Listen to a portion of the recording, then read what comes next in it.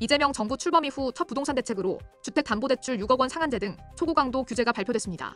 하지만 대통령실이 우리 대책이 아니다라며 즉각 선을 그으면서 당정 간 소통 부재와 정책 혼선이 드러났다는 지적이 나옵니다.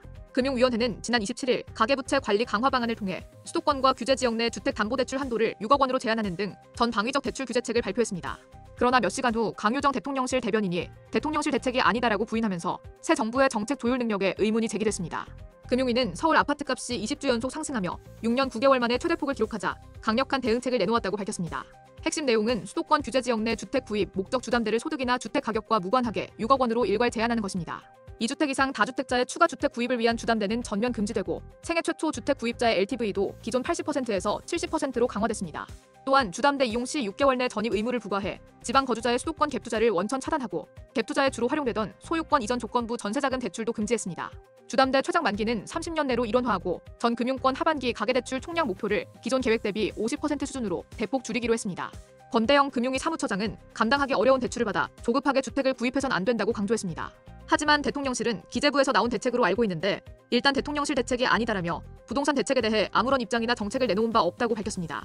논란이 거세지자 대통령실은 금융위의 가계부채 대책과 관련해 알려드린다며 대통령실은 부처의 현안에 대해 긴밀히 소통하고 있다고 해명했습니다. 이번 사태는 이재명 대통령의 대선 공약과 정면으로 배치되는 정책이 나왔다는 점에서 더욱 논란입니다. 이 대통령은 대선 과정에서 세금으로 집값을 잡지 않겠다며 공급 중심의 부동산 정책을 약속했습니다. 하지만 이번 대책은 공급 확대가 아닌 초고강도 대출 규제로 나타나면서 수요 억제 정책 회귀라는 지적이 나옵니다. 국민의힘은 대통령실의 태도를 강하게 비판했습니다. 최수진 국민의힘 원내대변인은 강효정 대변인이 유체이탈 화법을 사용하고 방관자적 입장을 표명했다고 비판했습니다. 안철수 국민의힘 의원도 이재명 대통령실과 윤석열 금융위가 따로 있나라며 언제까지 관전자 모드로 국정을 구경하고 품평만 할 생각이냐고 꼬집었습니다. 이번 사태의 배경에는 김병환 금융위원장이 윤석열 정부에서 임명된 전임 정부 인사라는 점이 작용했다는 분석도 나옵니다. 정부는 이번 대책을 즉시 시행한다고 발표했지만 대통령실과 금융당국 간 소통 부재로 드러난 정책 조율 시스템의 문제는 향후 국정 운영에 부담으로 작용할 전망입니다.